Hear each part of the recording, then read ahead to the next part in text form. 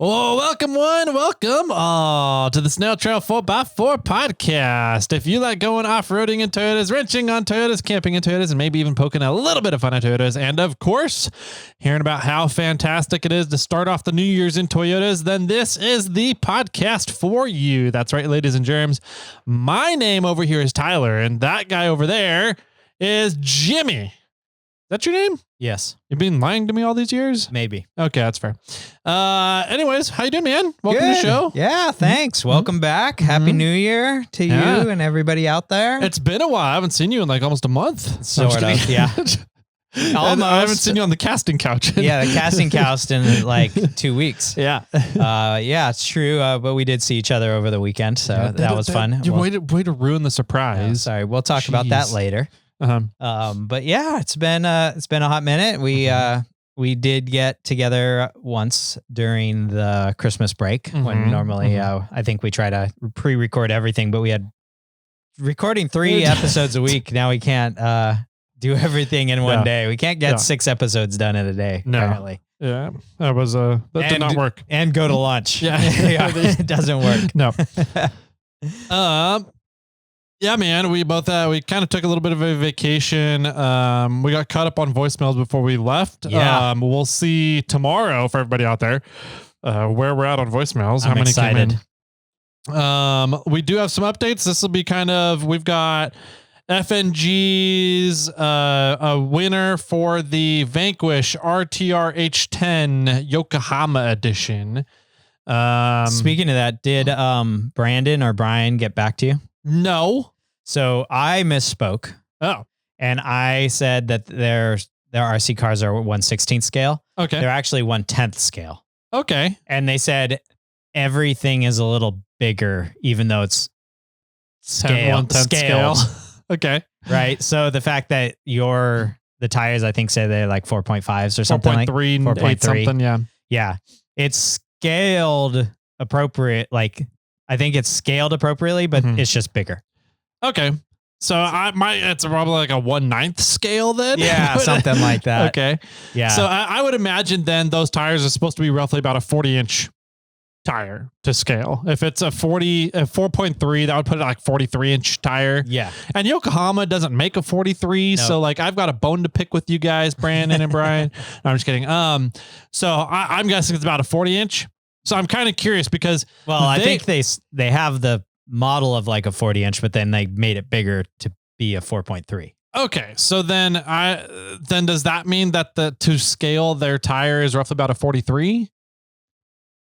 Yes. 43-inch tire on the RTR H10? I mean, I don't know. I don't know the answer to this. I'm assuming they scaled it appropriately and then they made it a little bigger for the vehicle. Okay. So, because my thing is, I talked with Brian and Brandon about this while I was there getting the tour of Vanquish. Yeah. Because I was like, how much? Because we learned that the moon buggies for like We Rocks competitions. Sure. That are doing crazy rock lines with cone dodging and all this other stuff, right? That they found a way to counteract torque lift in the vehicle and the chassis by having a reverse output gear on the transfer case. And supposedly those guys have figured that out from the RC world. Correct. The RC world figured that out first, and they're trying to find ways to copy it in to real life vehicles. Yeah, real life application. Yeah. Sure. So I was asking Brian and Brandon, I was like, how much of your guys' vehicles and the suspension geometry, the axles, everything, the drivetrain is built off of the full size vehicles versus, how much are you having to make up to fit the chassis and the packaging that you guys have on your cars? And they said, no, they make and design all their suspensions themselves to fit the cars. Okay. That they're making. Yes. The RC cars. So my question is, if they are making all the suspensions to fit those, they're taking into consideration everything you would consider on a full-size vehicle. Yes. On the RC cars for their suspension setups, which means they're taking into account everything we talked about with Brian. Yep. From 4 Wheel Underground, a few episodes ago in December. The roll center, the instance center, your bump steer, anti-squat, your bump steer, all this stuff. They're taking into consideration all of that. And if you look at the tire on the RTR H10s, if it's supposedly a quote unquote 43-inch tire to scale, then that means that buggy and chassis has, for belly height, like a 38-inch belly height. Right. So I'm like, what you're saying. I'm trying to, and is that, can you just do that because the center of gravity stays really low? Because there's nothing on the top end of those. Yes. It's all plastic parts. So your center of gravity is actually probably lower than the belly height on the RC cars. So anyways, that's kind of my question. Like it's looking at the cars to scale. It's like a belly height of 38 inches is absolutely asinine for a full-size vehicle. And I'm curious how they get away with doing that. Is it because the center of gravity is much lower so you can make a much higher ground clearance RC car? Yeah. I don't know. I don't have that answer. I'm guessing that it's because the wheels and axles are so heavy compared to the rest of the vehicle. That would be my assumption. So then my brain, because of how my brain works, I'm like, okay, so how do we replicate that in real life now? Yeah, sure. So let's take what is a super dense oh man, what are those material? Yeah. That is not biohazardous. Okay. How dense in the periodic table can we get? Yeah, well, we need Rockwell axles. So what my thought is, build axles, forge them out of the most dense material we can get out of the periodic table of elements that is non-biohazardous. Sure. To create 3,000-pound axles so that you have a super low, like a 10-inch center of gravity, but 38-inch ground clearance. That's my thought. That's how my brain works. Well, and lots of horsepower to move that weight. Yeah. Yeah. Anyways. Regardless, we're super happy to be able to give away one of these RTRs as sort of a quote Christmas gift to a lucky Snail Squad member. We're at the episode. Thank you for bringing that back to me. No problem. Happy to circle that around. I got Brian messaged me, and so we chatted about it. And so, gotcha. And mainly he was like, "You're an idiot. You said 1/16th scale. Our vehicles are 1/10." And I was like, I was actually listening to the episode, and I heard myself say 1/16th, and I was like, "That's not right." I would just like to point out, we do that a lot. I mean, it's for the people that call in, like they get a little taste of it, but like part of running a podcast is trying to keep everything moving, which we're also very bad at sometimes. And so we say stuff and I don't know. It's just a mental slip, right? I knew it was 1/10, but I said 1/16. Yeah. Because there are scaled crawlers, there are scaled RC cars that are 1/16th also. Yeah, true. Right? They're the tiny ones. They're the tiny ones, right? And so I just mixed up 1/10, 1/16th, which is, I mean, in my lexdexic brain, right? Both of us is an easy thing to do. Yeah. But we do have a winner that we will find out here in a little bit. We do. We got FNGs and birthdays to talk about, and we have a few other giveaways to do. So that's exciting. Cool. And we had a wet gift. We have a very moist gift for all you people out there that love that word, moist. Mm-hmm. It is quite moist. We'll get into that story as well. Hopefully whoever sent it did not put something in that can dissolve in water. We'll find out. All right. And then we have short updates about kind of our holiday and any fun highlights that happened to Jimmy and I in the shenanigans part of the episode where we could talk about the fun things that happened to us. So definitely. Let's jump in here let's do FNG's birthdays. Sounds good. All right. Let me get over here. Oh, so I did everything except for choose the giveaway. Gotcha. Person. So I already pulled up the random generator and put the numbers in. So we just need to hit the buttons. Okay. Let's do that last. We're going to build up to the climax. We'll start here first with birthdays.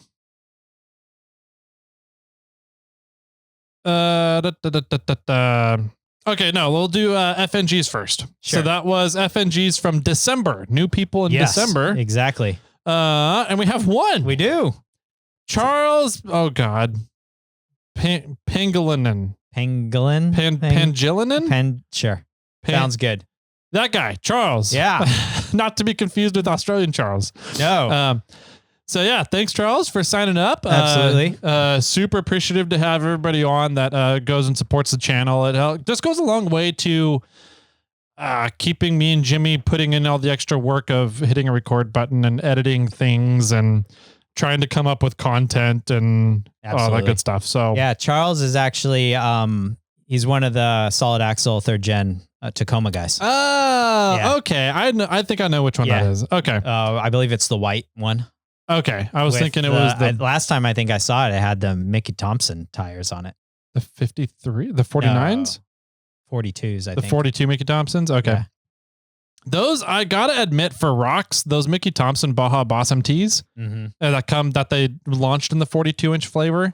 They're an awesome tire for rocks and awesome tire for desert stuff. Right. I'm still not sold on that tire as a snow tire or a mud tire. It's not an all-around tire. No. That's for sure. Yeah, but big thanks, Charles. Thanks for supporting the channel and helping us out, and good to hear from you again. Talk to you a little bit over the break on. He actually talked to him quite a bit about the frame heights. He was the one that we were talking. I was talking to him about the frame heights on the 3rd gen Tacomas, and when it changes, like they only put a 5-inch lift on it to go to the solid axles. Yeah. But the frame lift overall is 10 inches when you start including the tire size. Yeah. Okay. Yeah, that was a lot of fun to chat with him about all those different numbers. It was pretty cool. Getting nerdy with Charles. Yep. All right. I see how it is. I don't want to get nerdy. That's fine, guys. I'm just kidding. No. All right. Birthdays. Yeah. 1 year birthdays in January. We have one. Okay. Is this right? Or did he? It's spaghetti. Spaghetti. Yeah. I think he did. He lapse at some point. I think he lapsed at some point. Maybe we'll have to go back and figure out what his original birthday was, because I'm pretty sure he's been signed up or has been supporting the show for more than a year. Yes, so, I bet you he's an OG. Yeah, spaghetti. We'll figure that out and you see if we owe you a 5-year gift or not here. So let's see. Next up, 2 years. Jeffrey Wynn. Oh yeah. Yeah, thanks, Jeff. He's a local here, goes out on the Rubicon quite a bit, helps out with Rubicon volunteer stuff as well. So thanks, Jeff, for the support on the channel here and support for everything you do out on the trail. So definitely. 3 years. We have 2. Oh, okay. Johnny Fresky. Oh, Johnny. Another local that's out on the trail quite a bit. Probably see him this weekend. This weekend? He's usually up at Winter Fun Fest. Oh, is that this weekend? Isn't it? Oh, no, that's next weekend. Oh, don't scare me like that, Jimmy. This weekend. I'm confused because I have something going this weekend and next weekend, and I always get them mixed up in my head. Yeah. Next weekend, Winter Fun Fest. Johnny was out at a Winter Fun Fest 1 year and didn't have his vehicle. Yeah. So he got to ride with me during, I think, the Snowcat run on Sunday. Yeah. Fun. It was fun to have him along that trip. And then the other one for January birthday is Reese Love. Ah, Reese, thank you. Let's see, 4-year birthdays. Okay. We have 1, Nick Collins. Nick Collins, thank you very much. That's a 4-year birthday. One more year to 5, Nick. Yeah. And then 5 years. Okay. Do we have any? We have 1. Ooh. Who snuck in on January 31st. So technically not yet, but David Kurek. Oh, David Kurek. Yeah. So did we just send him? I think he won the Morphlate giveaway in November. Yeah. So I wonder if we've sent that yet.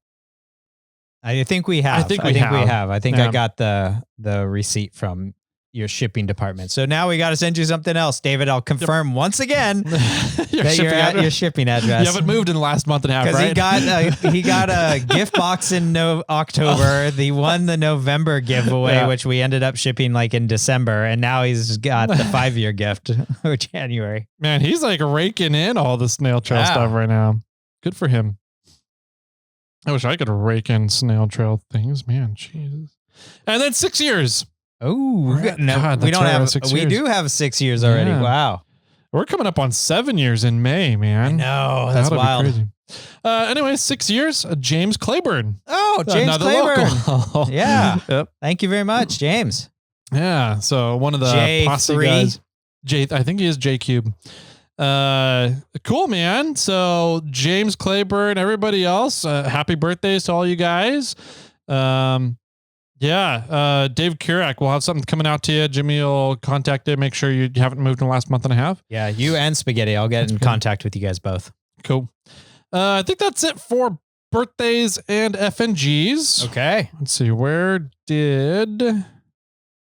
There we go. All right. So for the Vanquish RTR H10 Yokohama edition, which I got to play with mine quite a bit over the break. Oh, cool. The kid is finally not getting freaked out by it. Nice. So we've been going outside, and that's part of our time spending outside because that kid loves being outside. Perfect. So we'll gear up the RTR H10 and go rip around in that field across the street. Yeah. Excellent. It's fun. That's great. Anyways, we have a winner for the RTR H10. Let me know when to stop. I'm hitting a random number generator on Google. 5, 4, 3, 2, and 1. Number 13. 13. Lucky number 13. That is Taylor Swift's lucky number. Don't ask me how I know that. Is it David Kurak? No. Okay. I was going to be like, gosh. It is another name that we have already mentioned today, though. Oh. Is it? I don't know. Is it? Do you want me to guess? You only have like 7 names to guess. No, I don't. Oh, gee. Is it the brand new Charles? No, I'll just say it. It's Mr. Fresky. Oh, Fresky. Congratulations. Yeah. So, Johnny, you got I also ran into Johnny. I guess it was during the Morphlate run this year. He was out on the Rubicon. Oh, yeah. And when we went into Spider to see John Arns, him and his group, Johnny Fresky's group, was camped there at the dam camp. I ran into him at the Land Cruisers on the mobile. What's that one? Land Cruisers Rubathon? on the Rubathon. Okay. Yeah. I saw him then. That's true. I probably saw him during Rubathon as well. Cool, man. So you got the Vanquish RTR H10 coming, Johnny. I know he listens, so we'll get in contact with you and see if you want to ship it out, or I know you're local. If you want to come down and pick it up, we'll just figure out.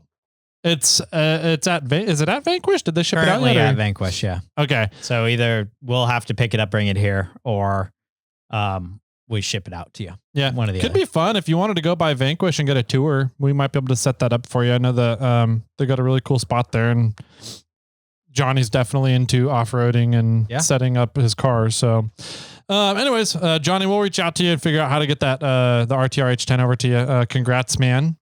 It's a fun little toy. Yes, it is for sure. If I had one, I would know more, though. Wink, wink, hint, hint. Wink, wink. Jimmy's birthday is coming up in November, guys. That's funny. All right. So let's see. What else do we got on the docket? So we got reviews that we can talk about because of every moment of every day we are collecting reviews over on Apple Podcast.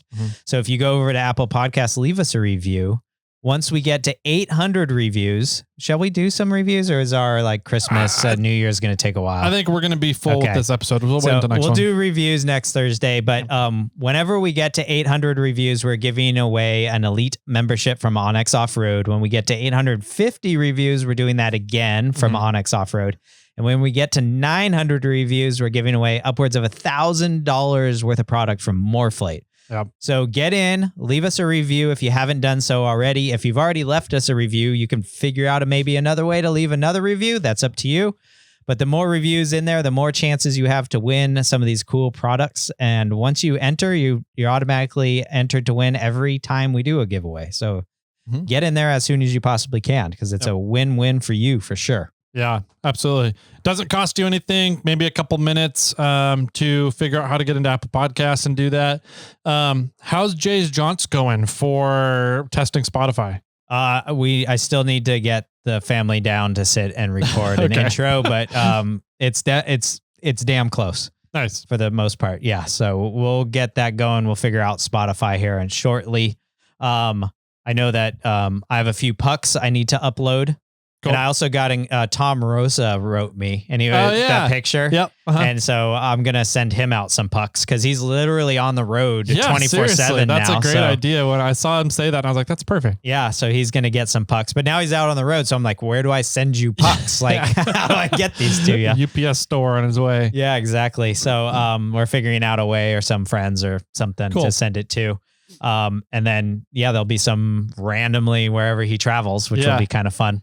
Yeah, that will be fun. A fun little addition to his travels. Hopefully everybody's following along with that on YouTube. He's got some fun destinations he's getting to. He got to the highest point of elevation in Texas, which is like 500 feet or something like that. So it was more than it was 8,000, wasn't it? Yeah. 8.6. Yeah, which isn't bad. That's a good. That's a good little elevation for sure. I mean, it's no 10,000 footer or more. The problem I have with that was how far he said he had to hike. 9 miles. 9 miles and 3,000 feet of elevation gain to get there.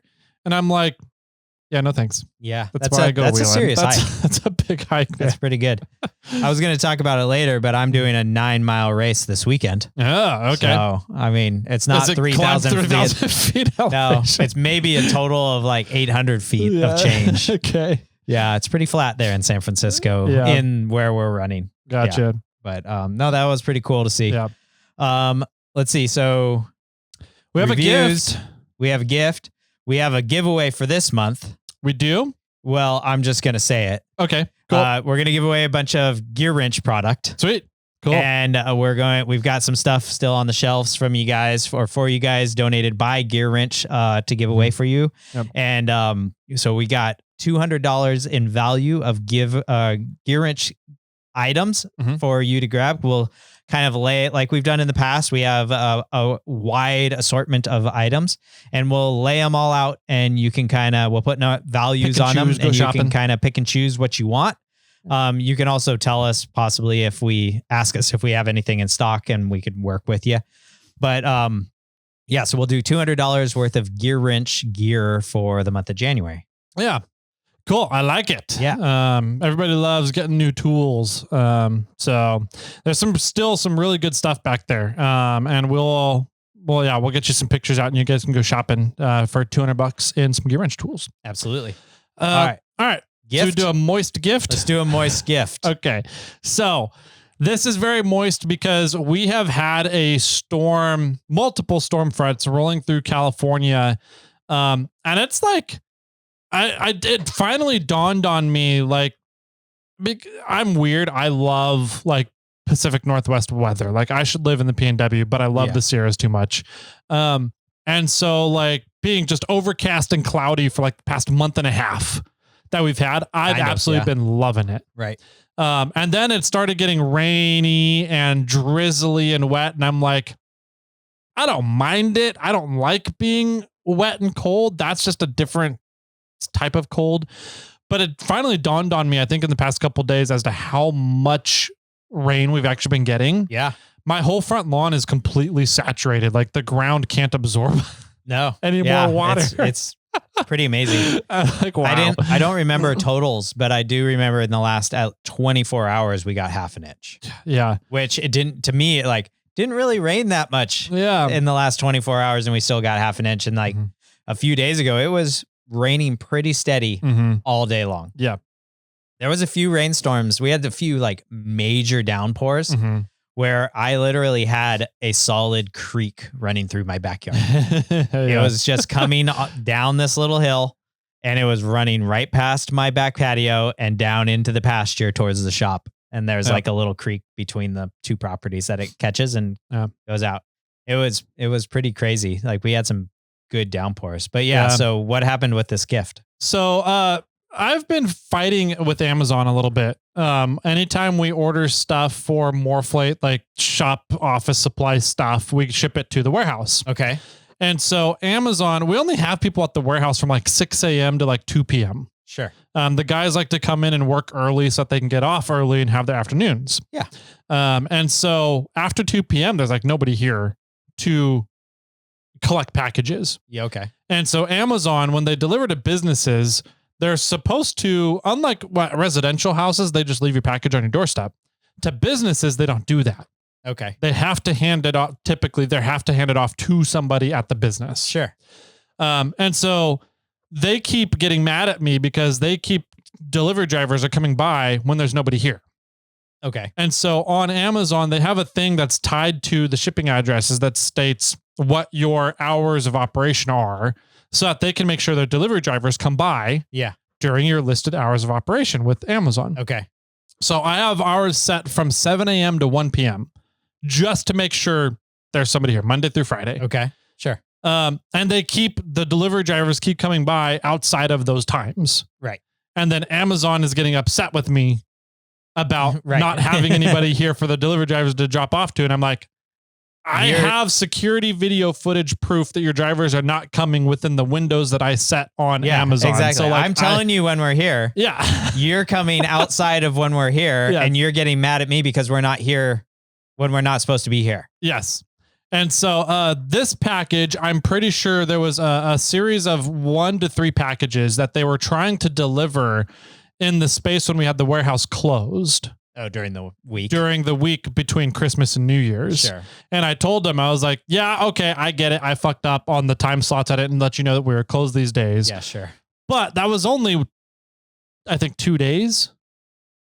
It was like a Monday, Tuesday, maybe a Wednesday as well. So anyways, I was like, sorry, there's nobody there. If you guys want, we can my house is less than 10 minutes from the warehouse. Right. If you guys want, you can come over there, or I can go and meet the delivery driver at the warehouse. We just have to schedule when they're going to be there. Right. And they wouldn't do either of those. Okay. And so I'm like, okay, well then are you just going to deliver it like once we're back open on Monday the 2nd? And they're like, yeah, we'll do that. And I was like, okay, cool. You guys have the hours of operation? They're like, yep. I said, okay, so you'll deliver it during the hours of operation? They're like, yep. I said, okay, cool. Yeah. We're good. Yeah, sure. They delivered it at like 7 p.m. outside the warehouse. Friday? No, Monday, last night. Okay. So they delivered this package and another package last night at like 7 p.m. And it was in the middle of the rainstorm coming down. Yeah. Out on the front porch in front of the lobby door. And I got a notification on the security cameras that somebody's moving around outside the warehouse. So I looked at it and sure enough, an Amazon delivery driver is dropping it off. Yeah. And I'm like, what the fuck? Can you talk through your security camera? I can, but at the time when I noticed the notification and pulled it up on my phone and everything, it was too late. So I had to drive down here, pick up the packages, and I picked up this box, which was just like sopping. Like I picked it up and the cardboard almost fell apart. Yeah. And like I started walking to my car and I tipped it over to kind of like carrying it and water drained out of the box. Oh my gosh. I'm like, okay. Yeah. Hopefully there's nothing in here that is going to get dissolved. I'm like, it's probably Morphlate office supply stuff. So I'm like, it should be just fine. Yeah. And then this morning the guys got here, and about 7 a.m. So there was people here at the warehouse. The lights are on inside the lobby. The Amazon driver dropped off the package on the front patio. Oh, without coming in the warehouse to try and hand it to somebody. You need to set everyone to for signature. So maybe the other thing that I'm thinking about is I had this problem at my condo in Rancho Cordova because the condo's number was 3141 Rushall Court. Yeah. Right. And the thing that sucks is that my street address is on the driveway side. Yeah, it's on your garage side and the front door was on the opposite side of the entire area. Yes. Yeah. But the problem was that it's like a shared driveway area. So my garage door faced another garage door. Yeah. And that person's address was also 3141, but theirs is Apperley Way, which was the street that you used to access to come into the driveway. So I was 341. My across the driveway neighbor was 341, but I was Rushall because that's the driveway. Yeah. And they're technically Apperley, even though their garage is on Rushall, just like my garage is on Rushall. Yeah. That was annoying. So they got a lot of my packages. And it got to the point where I was like, we had Amazon locked down. When they scan a package for delivery, it's like a geofence that comes up. If the scanner is not within like 5 feet or 10 feet of the address location, quote unquote, it won't let the driver deliver the package there. It says wrong delivery spot, find the correct spot, essentially. Right. And so we tied that 10-foot geofence with Amazon to our front door. We had an Amazon manager come to the condo so that the package would get delivered to our front door on the other side and not be within the geofence area of the 3141 Apperly, my neighbor, which is on shared driveway space. So you need to have them set your geofence or like the middle of the shop. Maybe that's what we need to do. But it got to the point where we just stopped trying and told Amazon, because the driver would call Amazon dispatch and say, I'm here. It won't let me drop off. I'm definitely at the correct address, which they weren't. No. And the Amazon dispatch would then open up the geofence to allow them to drop off at the incorrect address. Right. And so I just started saying, we're not getting the packages, resend another one. Yeah. And that's what they were doing. That's funny. And I was like, I don't know what to do anymore other than make it hit your pocketbook. Right. And maybe, hopefully, if you guys care about your profit margins, you'll notice that's a loss is happening here and do something about it, because you're not doing something about it with the customer complaints. Yeah. So I'm debating on doing that tactic again here at the warehouse. Okay. And just be like, you guys are not delivering to a person. You're setting it in front of the business during after hours. The packages are getting stolen, and it's against your policy to be doing that. Sure. Therefore, send me another product. Yeah. Sounds good. So anyways, we got a wet package. We have a very moist package. I opened it up, not realizing that it was a gift for SnailTrail. Oh. And I got into it and I was like, so did somebody else send this, or did you? Somebody else sent this to us. Okay. There's a gift receipt. I haven't opened it or got any further. Once I saw there was a gift is a surprise, and it's in like this really colorful Amazon bag. I was like, okay, I'm not going to go any further. This is definitely something for the podcast. The box is still wet. Yes. Yes. So the gift receipt. Does it say who it's from? Oh my geez. It says what it is. It says what it is. Yeah. So I'll open it. Yeah. From Nick Ramsey. Okay. Oh yeah. Okay. Perfect. Does that give you an idea of what type of gift it makes me more worried about what I'm doing here. You should be. That's funny. So this is our Montana Nick. Montana Nick. Yep. Absolutely. Sending us a surprise, probably all the way from Montana via Amazon. So Nick, unless these are edible, your package got very moist, and we're going to have Jimmy try them on here. Try them on? Yeah. Are they chonies? I think, yeah.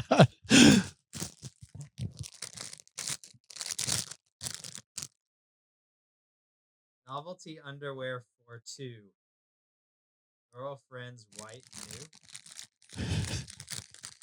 So the description says, novelty underwear for two, funny briefs, gag gifts for bachelorette party and parties, wedding anniversary underpants. Oh, you can get two people in it. Wow. It's one underwear with four leg holes. One waist hole, 4 leg holes. Nick, are you planning to take a trip over to California here to try this on with me? Hey, Nick. Oh, wow. That's pretty funny. That's pretty awesome. I think there's a few MFers that would like to try that on. Yeah. Oh, are those skid marks in there? Did he already try those on? Maybe. I don't know. Well, how did he send them by Amazon then? That's fair. All right. All right. Way to poke holes in my logic, Jimmy. Sorry. Trying to poke fun. Thank you very much, Nick. Yeah. That is funny. That's pretty good. Definitely a good laugh, and we'll send photos to you later. Yes. That's great. All right. Let's see. What else did we have? Oh, so remember how we were talking about the cliches? Yes. The sayings and cliches? Yes. Apparently Zach sent us that video. Not Zach from Oklahoma, though. Oh, was it a different Zach? Isn't it Zach like Golden? I think it's a different Zach. He kind of responded to me too. Yeah, timeout. Project Golden Badger Zach. That's the Zach it was. Okay. Yeah, that's not Zach from Oklahoma. It's not Zach from Oklahoma. So I just saw Zach in the name. So okay. Do you have it? I do have the video. Okay. Are we going to do the audio? Yes. Okay. So this is the video of cliches that we were talking about, referencing on a previous episode here recently. Essentially, this is what Jimmy does. He likes to take his cliches and mix them up with other cliches. Pretty much. Yeah. And you get some pretty fun sayings. So this is I don't mean to do it though. This guy's great. This guy is pretty awesome. You know what they say, dude? Two birds and a dead horse agree twice a day while the kettle throws stones at the horse that drank the spoiled milk. Hell yeah. Two hands on your bush doesn't make you right. Exactly, bro. Hey, it's like my mom used to say, dude. Teach a man to fish and he'll take the road less taken. Mm-hmm. You gotta crack a few eggs to put them all in one basket, boys. What does that mean? When life gives you lemons, throw them at the dead horse and hope the cow jumps over the moon. What the Shut the up. I ain't gonna listen to shit you say. Have a good Thanksgiving. Go touch grass. Notice you're irrelevant. I ain't even listening to you. Even a dead horse is right twice a day. That makes no sense. You're an idiot. Even a broken clock is right twice a day is more of the saying. What are your sayings? That's a stupid saying, boss. No, it's not. You're an idiot. Obviously, you don't know how time works. Don't go barking up the wrong glass house while stoning two birds that are biting the hand that feeds them. Shut the fuck up. Even a snowman melts once a year. Exactly, dude. You get it. I just made that up. Moron. I don't make fun of them into my bad, bro. You can lead a dead horse to spilled milk, but you can't make it read the clock twice a day. Frosty, an object in motion must stay in motion unless the dead horse is drinking from the hand that goes around comes around. You know what they say, dude? Two birds and a dead horse agree twice. That's enough for that. Yeah, it showed the video has him being like playing Call of Duty or something like that. And Call of Duty, all the people responding to him are from the Call of Duty things. Yeah. That's sort of how I think. Yeah, perfect. It takes me a second to actually get everything in line. I think it's a lot of the dyslexia coming out when maybe. Yeah, it's all my 1/16 problem. That's such fair. Anyways, I thought that was a great video. Yeah, that was really funny. Thanks, Zach. All right, I think that does it for updates and stuff. Yeah, should we take a quick break? Let's do it. All right, we'll take a quick break and be right back with the shenanigans from the holidays. Are you stuck inside? Are you not sure where you want to go to explore? Well, open the Onyx Off-Road app. It shows you all the trails around you and it tells you their difficulty.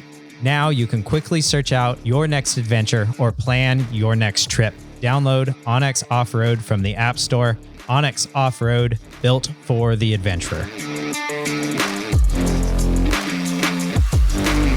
Welcome back, ladies, gentle ladies, everybody around.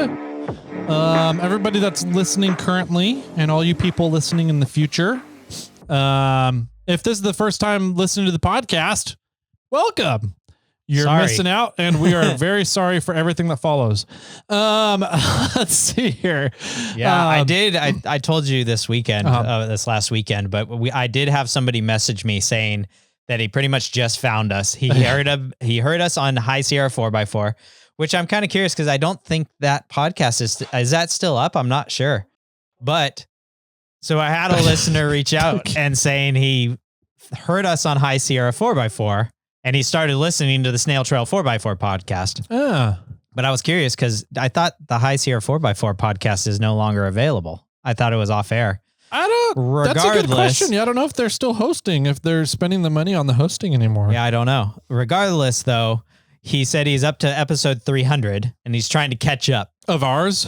Okay. And I said, good luck. You Is he also listening to the current stuff? Or I think he's listened to everything up to 300. Okay. Oh, I don't know if he's listening to current day and then going back. I don't know. Yeah.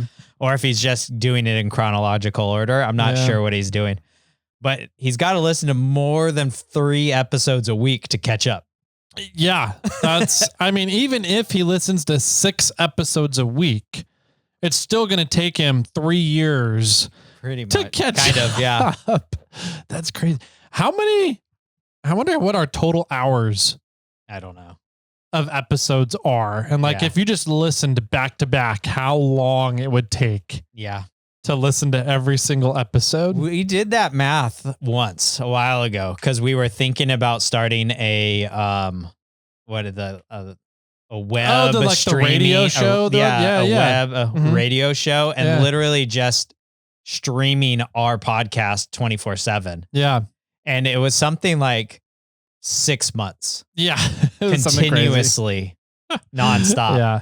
And I was like, what are we going to do for the other 6 months? I'm like, idiot. You just start over. Yeah. But we stopped that idea. It gets a little depressing as well when you're a listener and start thinking about how much of your life has been wasted listening to us too. So, 6 months. 6 months. That's funny. But usually you're doing something else while you're listening to That's podcasts. fair. You're not just sitting on a couch listening to a podcast. Yeah. Like TV stuff. I can't do that. I can't work on something and listen to a podcast. I have to the only multitasking I can do podcast is driving. Yeah, I can work at like boxing and shipping and stuff for SnailTrail or for Snail Armor. Mm-hmm. But if I have to like do design work or anything, no, I can't. I'll put especially making retail bags for Morphlate. Yeah, something like that. But yeah, for the most part, if it involves me thinking, I can't. I can't listen to a podcast. Okay. But if I don't really have to think, if it's like repetition, I can listen to a podcast. Gotcha. So anyways, what have you been up to, I guess? Oh man, obviously we had the holidays, so we had Christmas, New Year's. I had a big last minute change. Oh, really? Like, very, very loud. We were pretty much had the truck packed, ready to go out the door and leave. Yeah. And the entire plan for my family's New Year's gathering changed. No way. And I ended up hosting everybody. Oh, geez. Not I ended up hosting the Christmas gathering. So the New Year's gathering. Oh, wow. Okay. Anyway, so let's start back at Christmas. So one thing I have an update for is I did a different strategy for my Christmas gifts this year. Okay. In which I didn't make a list. Yes. And I was going to see what I ended up receiving. And my hope kind of was that I didn't receive a whole lot of stuff so that I could go and get what I'd wanted. Sure. Right? Yeah. That's usually how it works. And it kind of worked out. Okay. I will say both the secretary and her mother listened to our gift episode. Oh, really? Yes. Okay. That's cool. And got some ideas and got me some stuff off of that episode, which was cool. One of the things that I was actually kind of pretty excited about was the 12-volt food warmer. Oh, yeah? Yeah. Oh, nice. So we got that. I'm excited to go take some snow wheeling since we are getting all the weather now. We have snow at about 6,000 foot elevation and higher right now. So I want to go take a couple snow days and try out that food warmer and do some. I'll warm up some food in the afternoon for lunch or whatever. So I got that. I got a DeWalt pole saw. Oh, that works with all my DeWalt battery stuff. Because I had to borrow my father-in-law's pole saw to trim the tree recently. And so they ended up buying me my own pole saw. Oh, so I have a 15-foot pole saw now, which is pretty cool. I got some of the new headlamps. Okay. I got updated headlamps. So I realized that I've had my headlamps for so long that the batteries don't like to hold a charge in them anymore. Yeah. So I needed to get new ones, and I got a 3-pack from the episode that we talked about, the gift episode. So if it didn't work out for anybody else, it definitely sounds like it worked out for you. It worked out pretty good for me. I'm pleasantly surprised with how everything worked out. Well, and the thing is that you said you didn't give any gifts, but you did, or a list, but you actually did. Kind of, yeah, I did. Yeah, I guess you gave a list to everybody out there, and quote, everybody out there listened. Yeah.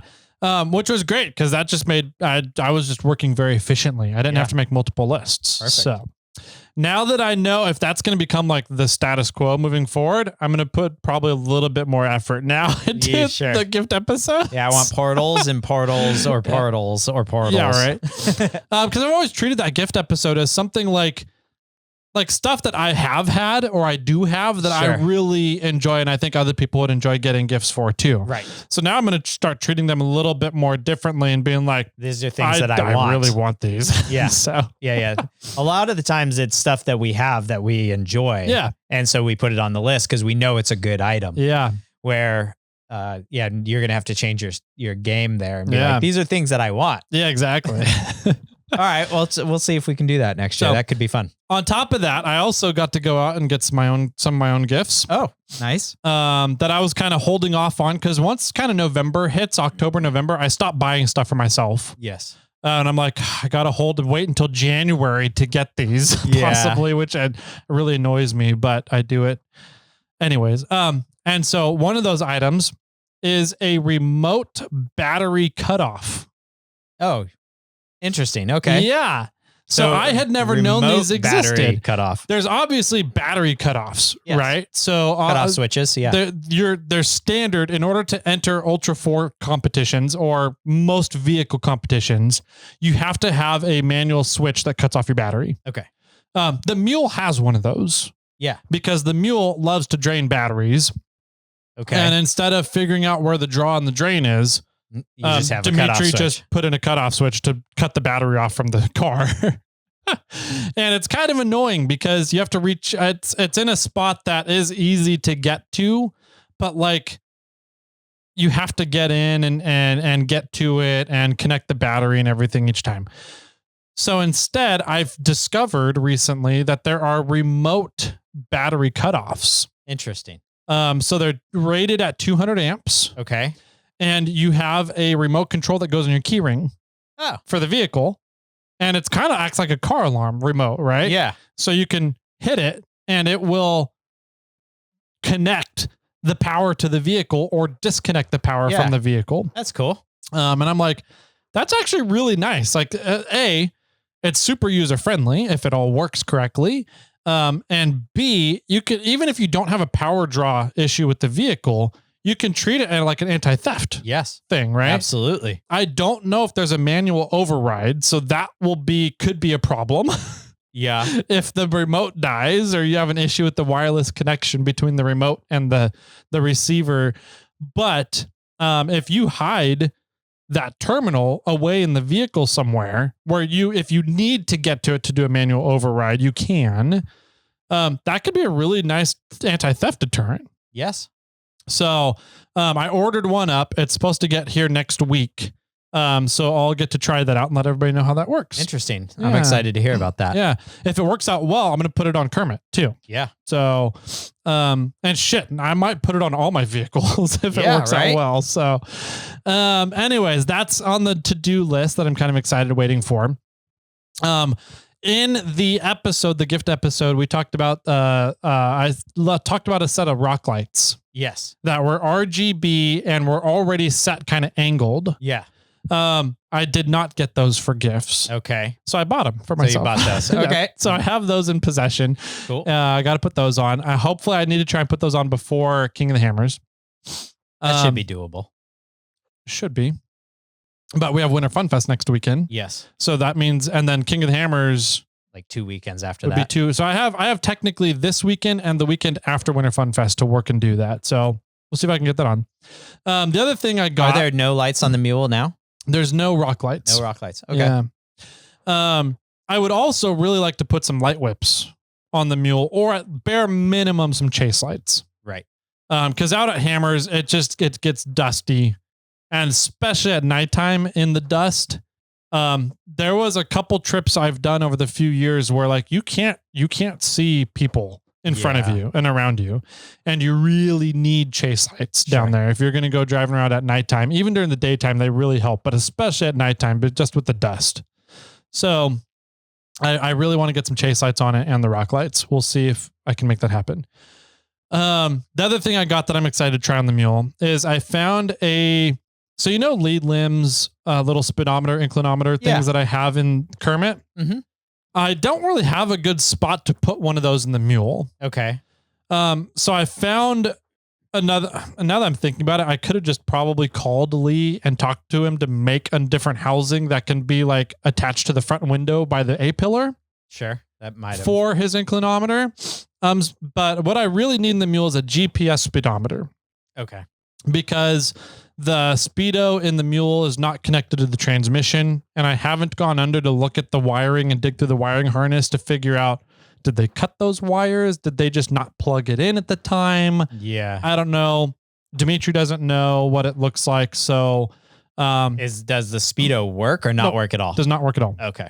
All I know is that when I'm on the freeway doing about 2,300 RPMs in fifth gear, I'm doing about 70 miles an hour. Okay. So you got it down by the RPMs. Yeah. Okay. I just go off the RPM. So that's my only indicator of speed right now in the mule. So I found a little. That's kind of funny because when you change tire sizes too, your RPMs are going to change. So it's just like if your speed's going to change on the speedometer with tire size. Yep. All is the same. Yeah. Yep. Okay. I found a really cool GPS speedometer, and I've tried a couple of them now, and all of them end up being bigger than what I really want. Okay. Yeah. And so I found one though that is a GPS speedometer, inclinometer, altitude, and compass direction, all into a screen that's like smaller than my cell phone screen. Okay. And so I'm going to be putting that in on the A-pillar side of the mule, so that I'll have speed, but I'll also have altitude. That's cool. Because another kind of annoying thing, I need to talk with Onyx about this. It's really difficult to find the altitude through Onyx. Okay. If you're like on Onyx map and you have the app open, maybe I'm stupid, which is very entirely possible.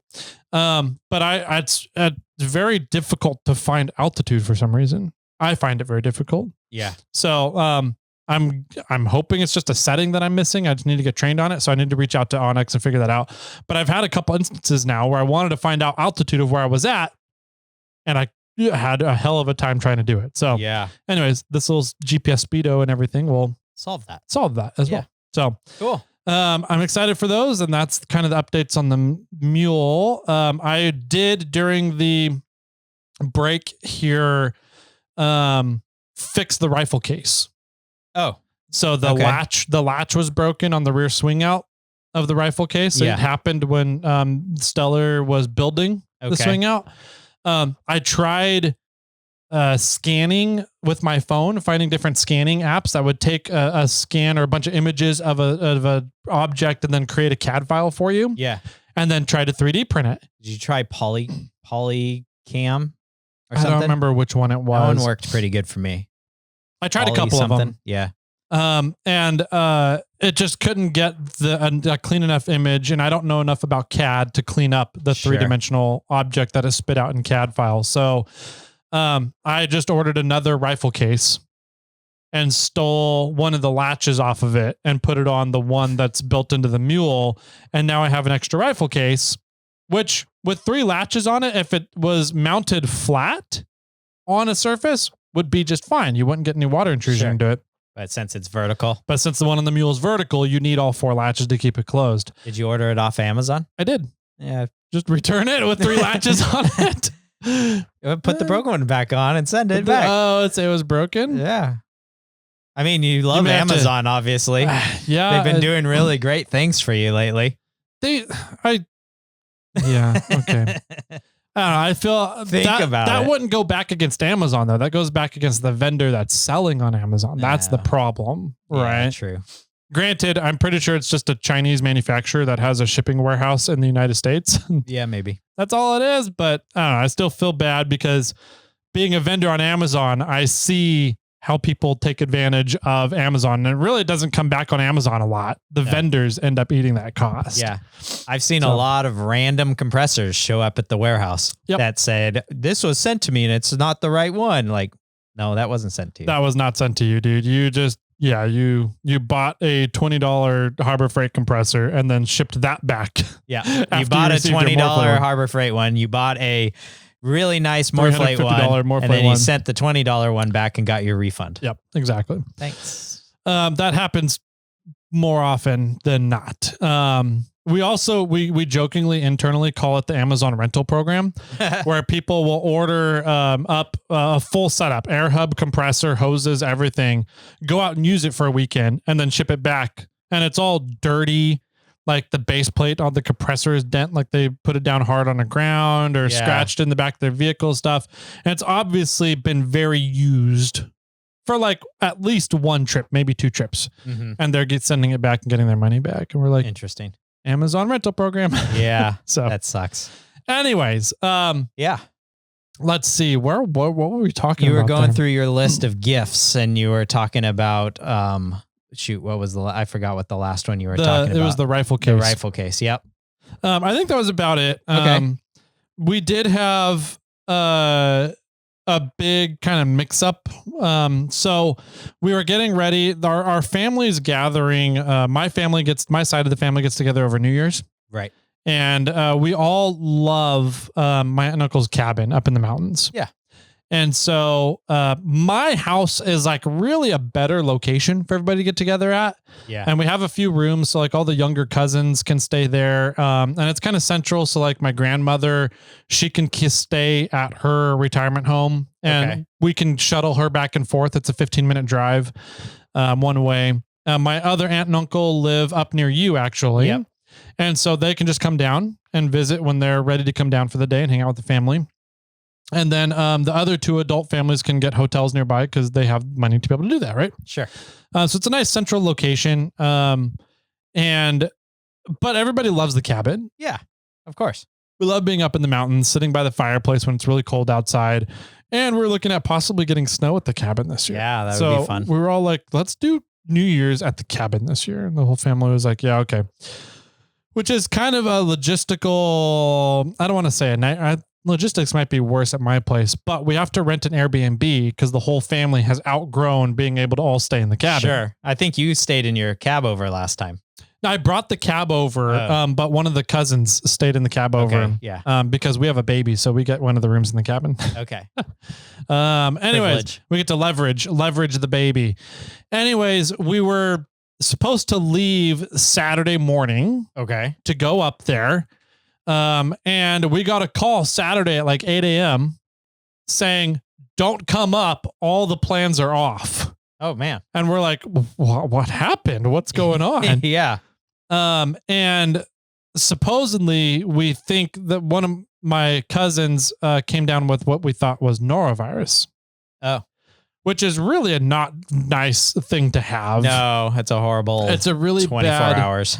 24 to 48 hours of throwing up and diarrhea. It's almost like Giardia. Yeah. But kind of. But much smaller impact. And super contagious. Super contagious. Yeah. Yeah. And so everybody's like, nope, everybody stay away. Yeah. It's a good chance that everybody here at the cabin right now is going to get it. So that's not a good idea for anyone to come up. Okay. And we're like, thank you. Yeah. And so we had to pivot Saturday morning and to me hosting at my house, and which was a complete mess because we were gone for 4 or 5 days at the secretary's Christmas and with her side of the family. So the house is a mess. And we had just come back the day before. We had one night to kind of do clothes, do laundry, unpack and repack for a week. Yeah. To go up to the cabin. Right. So the house is a complete disaster. Everything that we've done is packed and we just kind of threw shit together. So there's stuff all over the house. And we had to, we waited until Reed went down for his nap. And then went into, cleaning mode. Severe cleaning. Yeah, quick clean mode. Unpacking. Yeah. And severe everything. And so we were able to turn the house around and get it ready by 3 p.m. in about 3 hours to start having people show up at the house. Dang. That had to detour and pivot in the middle of their travels. Yeah. That were getting ready to go up to the cabin. So how many family members were at the cabin that didn't make it to your party? It was just four people. So on Sunday, so my sister and her husband were in from Michigan. Yeah. And they're big skiers. They love skiing and they don't have like the Sierra skiing that we have. Michigan is pretty flat. There's not really good ski runs in Michigan. And so every time they come out to California, they're like, we want to do a ski trip. Yeah. And I'm like, I like skiing. So let's do a ski trip. So Sunday we went up to Bear Valley on Highway 4. Yeah. And went skiing up at Bear Valley. And so the cabin is kind of in that area. Sure. And so we stopped by the cabin to say hi to the family out on the deck. Yeah. Like staying 20 feet away from everybody. And like everybody was just fine. My cousin was the only one to have anything, and it was just like a few hours, 12 hours roughly. So they didn't want you guys. They just didn't want us there. Yeah. Is what I think came down to it. So looking at everything that happened, and there was another person that was with the family over Christmas that would have been exposed that flew home early. Yeah. And they were like, oh, she's going to have a really interesting plane flight back home. But if she gets it. And she didn't get anything. So, and the rest of the family that was all there didn't get anything. So I don't think it was norovirus. No. I think it was just a stomach bug. Yeah. Ate something funky. I mean, it sounded a lot like what happened to me on the Rubicon during Jeepers Jamboree. Was that 2 years ago? Yeah. When like I was coming out of the Rubicon and threw up on top of Cadillac a couple times in observation, and at the McKinney Road junction. So yeah, and then just got to the Tahoma parking area and like collapsed and told the employees to take over everything. Right. That sounded a lot like that. And I was like, I don't think was norovirus. So whatever. Anyways, long story short, they ended up getting to come down on Tuesday and spending time with the family. Okay. Nobody caught anything that we know of. Everybody's all good. So yeah. The whole plan's pivoted and changed, and it was very hectic for a few days. Yeah, I'm sure. In my life. And so our family did our white elephant exchange, and I ended up getting for the white elephant what I call the swanky. Okay. It's a sweater blanket. Oh, yeah. It's like a giant poncho, like a Snuggie. Yeah. But it's a poncho instead of like a blanket you wrap around yourself. Yeah, the sides and everything. Okay. So it's a giant poncho. And I was looking around. I was like the last number because I accidentally messed up, which worked in my favor anyways, making the numbers. Okay.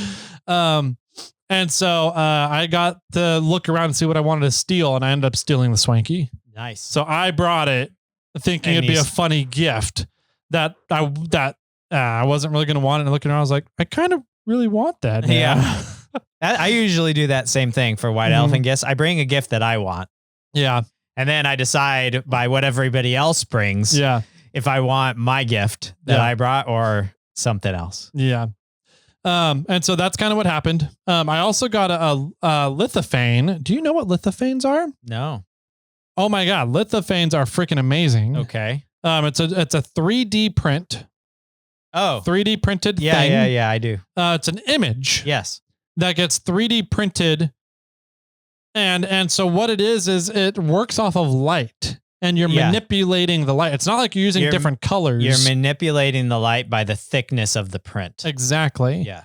And so you're essentially creating a grayscale image that's set up and designed to let light through depending on how thick the 3D print is in that area, in that spot. Yeah, the thicker it is, the darker that point of the image is. Yep. And then the thinner, the lighter it is because you have a light behind it coming through. And that's how you create this grayscale image.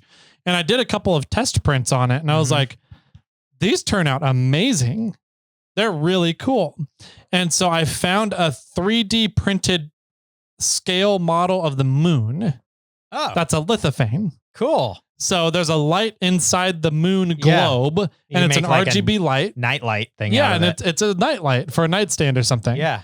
And so that was actually pretty cool. I didn't steal that one. I went for the swanky instead, but I'm like, I wonder if I can just 3D print this lithophane, a moon lithophane on my 3D printer. So, but anyways, I printed a few different lithophanes, one of reed, and one I was really curious as to how much detail it could really make pop in a grayscale image. Yeah.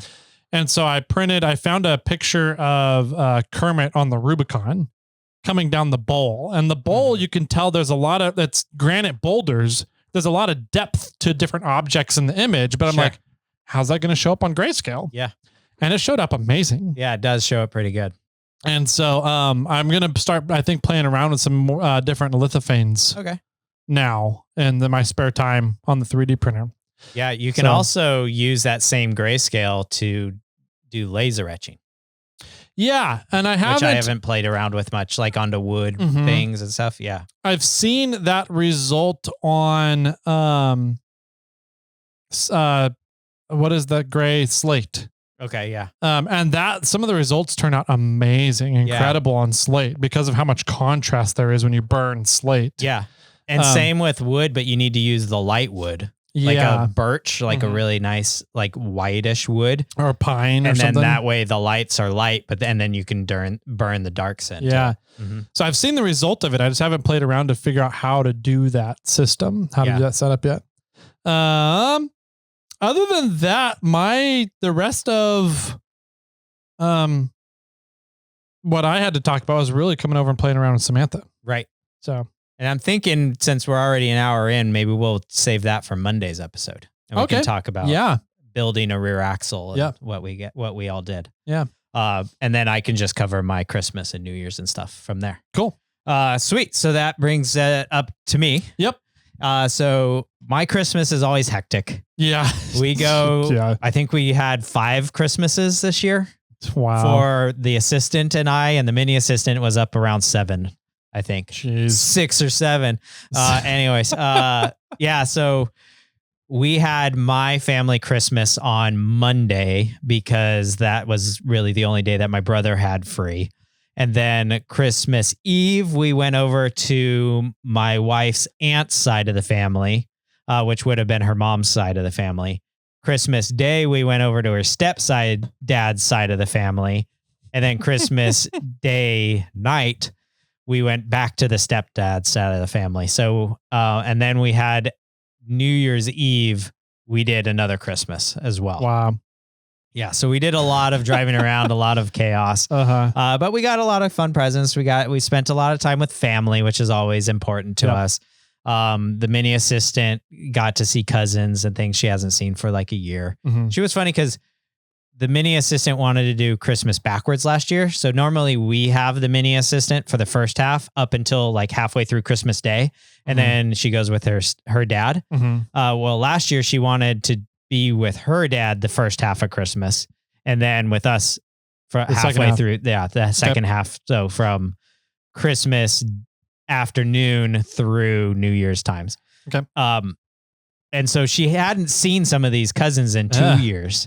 And she came into it all nervous. It was so funny. She was like, I haven't seen him in like 2 years. I'm really like, they don't know who I am. Like, that's bullshit. Like, you're lying to yourself. They exactly know who you are. Yep. You have not changed in 2 years. They have not changed in 2 years. You just are 2 years older, but they are still your cousins. Yeah. Don't freak out about this. What are you doing? And she's just super emotional being, a preteen and hormones going and everything. But, she got all up in her head, and it took us like 3/4 of the time with family for her to even just start to go with her cousins. And then she didn't want to leave. Right. It was one of those scenarios. It's just like stupid child.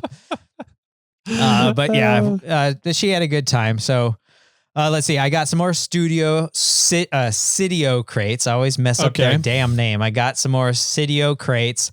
I got one of the latching systems so I can bolt it down to the back of Bobcat. Oh, cool. I got some more dividers for the crates. I got some more F clamps. Oh, nice. So, super excited for those. Handy. It was funny because my father said, there's a bunch of stuff on your list that I know we've already bought you. I'm like, yeah, it's still on my list because I want more. And he's like, okay. And I was like, ooh, hopefully I get more clamps. And I did. So that was cool.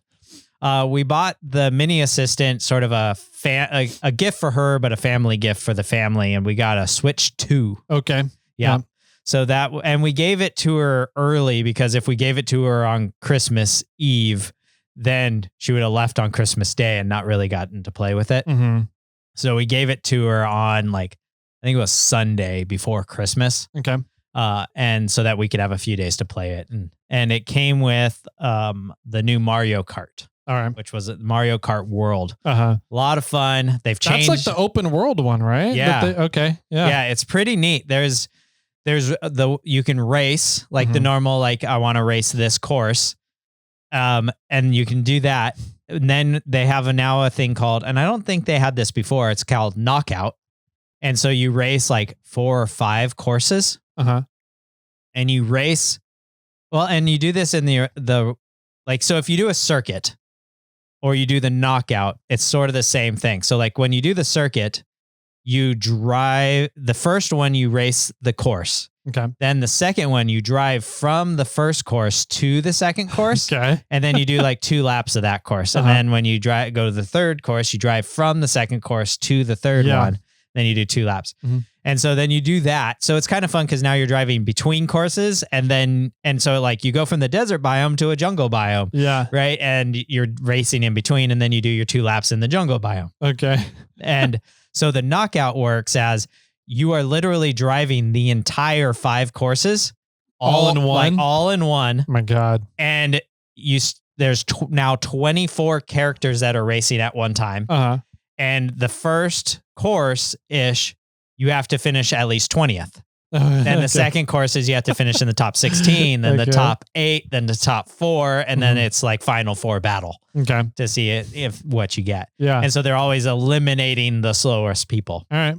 And then there's one that's called like, it's just roam. And it's like free play and you can drive all over the world. Yeah. And there's like sub games and little POW blocks and things that you can do. And that's the way that we found that you can get the most, like there's skins. So like you start off with like 10 characters. I love my character's Toad. I don't know why. I just like Toad for Mario Kart. But there's 5 or 6 different skins that Toad can have from like, an excavator to a conductor to a pro racer. And then they turn Toad's head into a hamburger for one of the skins. I don't know why. But then during this free play, free roaming, that it was really easy to find a bunch of these skins. So the mini assistant was playing it a lot on the roam, just trying to get all the skins for all the characters. Yeah. And then when we were doing the races, we were getting a lot of cars. New cars. So that's fun. I never realized it in the past. I never realized it in the past, but the character has an influence on the way that the cart changes. Because I've noticed that, like, I used on Mario Kart 8, which is the one for the Switch, you could hit the little plus icon on the button and it would bring up the stats for the cart. Okay. Right. And all the carts sort of have different stats. Like some are faster, some have better acceleration, some have better top speed, some have better handling. And then I forgot what the other one is. Okay. But the assistant loves Wario to race and I use Toad, right? But we were racing we used the same cart. And I was looking at her stats and I was looking at my stats and the stats are completely different for the cart. So your player changes the stats for the carts. Not as the well. car has its own stats. It's both. Oh. Right? I mean, to some extent. All the cars have individual stats, but then the player also influences the stats of the cars. Okay. So there can be... That's like trail ratings. Yeah. So anyways, without going down that rabbit hole much more, we played a lot of Mario Kart 8 Mario Kart World before the assistant left. The assistant got...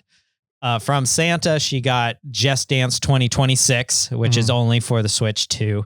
And then the other side of the family, the Outlaws, we call them, the assistant's old in-laws, ex's in-laws, which is the Outlaws. Now, they gave the mini assistant Smash Brothers. Okay. Smash Bros. And so she brought Smash Bros back. It was a little bit of drama because... the dad gave the present of Smash Bros to the mini assistant, and the mini assistant, which is really from the in-laws or the Outlaws. Yeah, the outlaw family. The family got Smash Bros. Gave it to the mini assistant for a present. Okay. The mini assistant wanted to bring it back to our house, right? But they're very much like what we give you is supposed to stay at their house. And it's not the daughter's items. Pretty much. Yeah. Yeah. It's weird. Yeah. But they don't have a Switch. Yeah.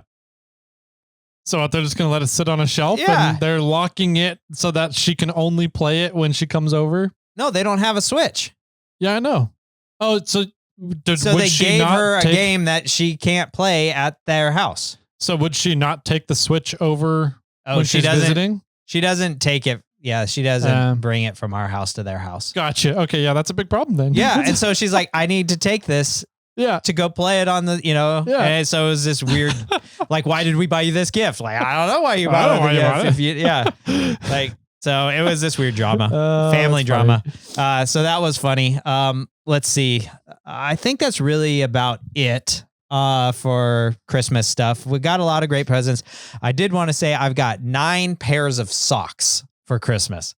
And I was just like, my sock drawer is already overflowing. Yeah. Why are you guys giving me more socks? And I realize it's one of those things. It's like hot sauce, right? It's an easy gift. They're cheap. Mm-hmm. It's easy. They know I like fun socks. They know I like hot sauces. It's like, but my hot sauce drawer is full. So they didn't give me any hot sauces, but they gave me 9 pairs of socks. You should put some socks in the hot sauce drawer.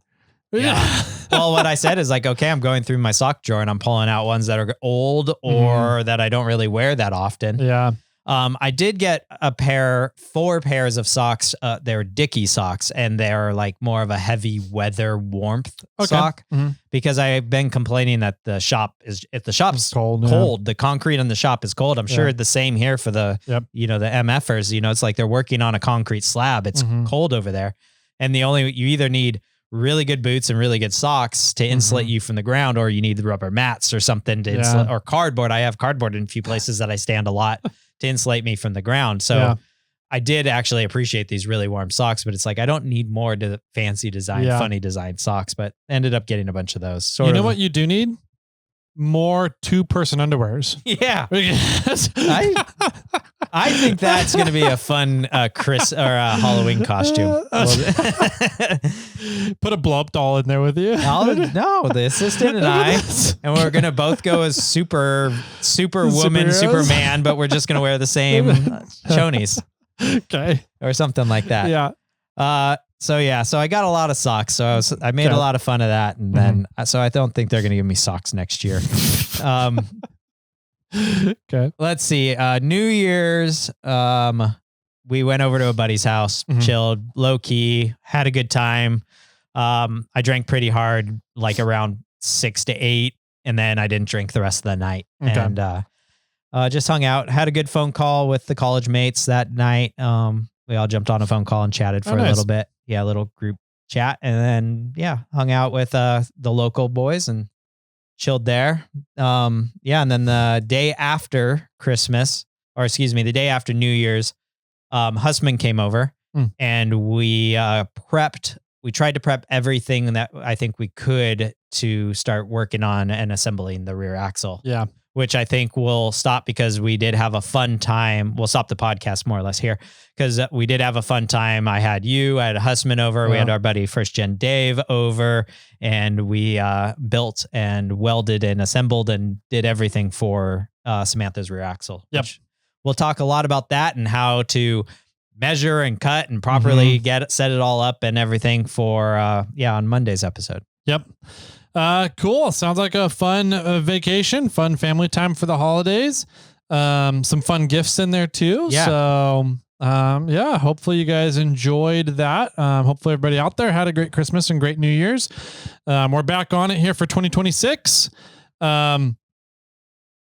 had the date for a Snail Trail snow camping, right? Yes. It was like February 17, I think. February 18. I don't know because I'm getting confused because my college mates talked about going snow camping as well, and now I'm like, oh shit, which one? When is it? I have February 28th on my calendar. Let me see. Okay, well that works for me. Okay. So February 28th is we're mentioning that to everybody now. Yep. February 28th, save the date. That weekend, we are going to announce some snow camping, some location. We talked about it a little bit, and I have to reach out to some special people to see if we can pull a few things off. And so save the date, the weekend of the February 28th, snow camping, Snail Trail 4x4 run. Sounds good. Anything else? Yeah, I wanted, and sort of my closing remarks to some extent. I don't know if people out there do goals, like New Year's resolutions or goals. But I actually I don't normally do this, but I have set a goal out for myself or New Year's resolution, whatever you want to call it, for this year. And I'm going to start doing a little bit of journaling / habit tracking.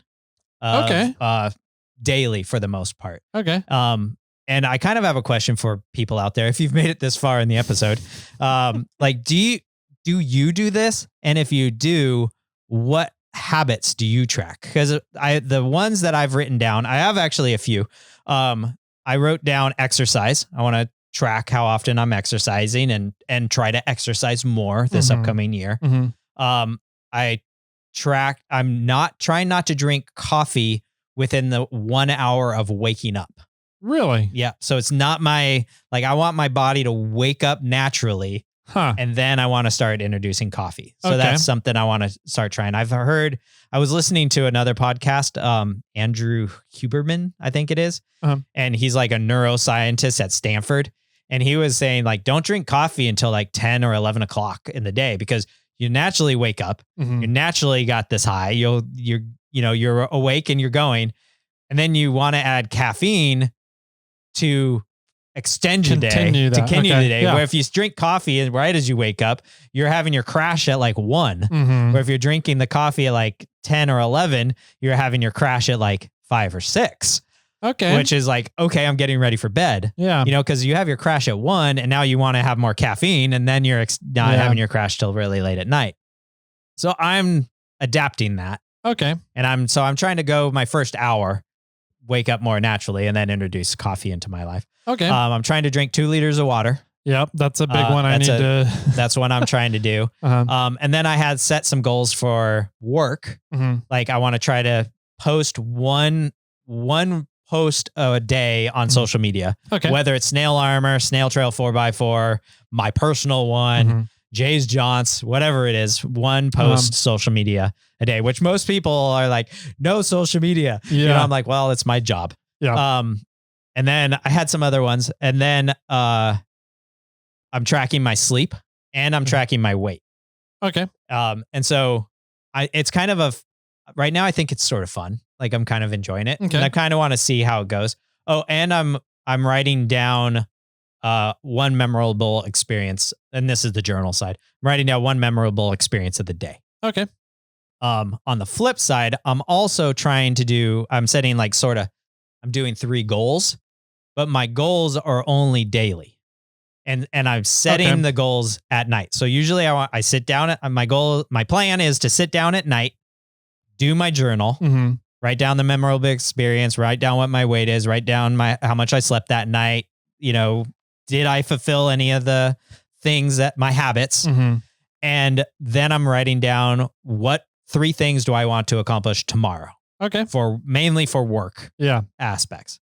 And then that's my goal of what I need to do tomorrow. And then I repeat that cycle. Okay. And so far, granted, I'm 7 days, 8 days in. 6, 7? Sorry.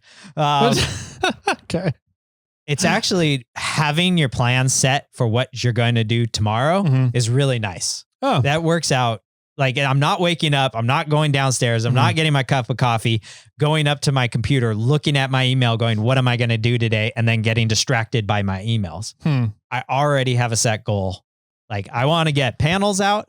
Like, literally my goal for Monday was I need to get the garbage out because we had a ton of garbage. Right. I needed to send panels, and then I needed to pick up panels and take panels to the powder coater. Okay. Those were my 3 goals, which is like, I mean, one is an essential, like a daily, like your weekly habit, but that was a thing that I needed to like put on my brain, like, cause we had a ton of garbage and the shop garbage and these other, like all these things that I was like, I need all that to go out. And so that was just one of the goals. And then it was like the 2 things that like, I needed to get these things done, but then anything you do after you set those 3 goals to me is like bonus, right? Okay. Yeah. And you're getting more completed in the day.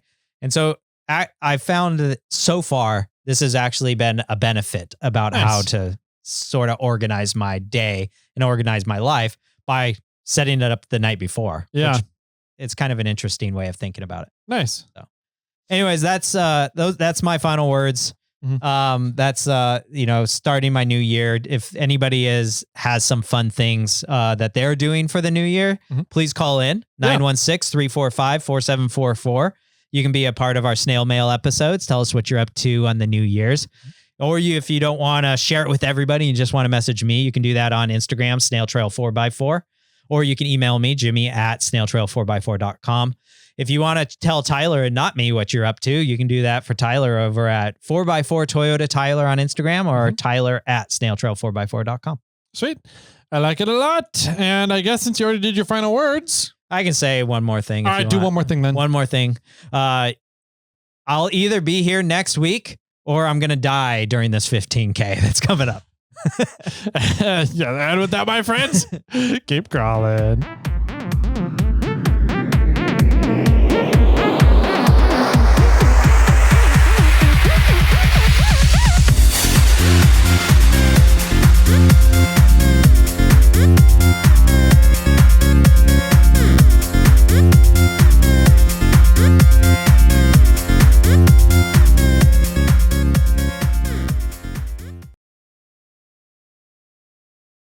I got one for you. Oh, I forgot about jokes. Yeah? What kind of joke you got? How'd you forget about I don't jokes? know, man.